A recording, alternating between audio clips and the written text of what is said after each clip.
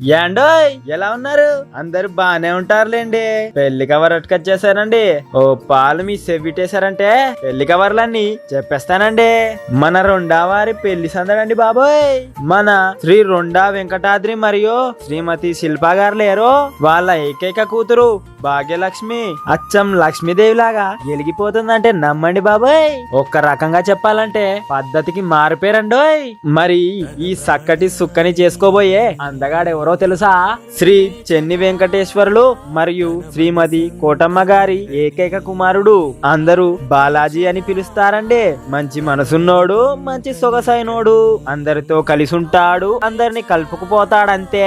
మరి వీళ్ళిద్దరికి పెద్దలు వివాహం నిశ్చయించారంట. మరి ఇంతకీ పెళ్లి ఎప్పుడంటారా? ఈ నెల 14 ఆగస్టు 2025 గురువారం ఉదయం 3 నుంచి 4 గంటల్లో అండి.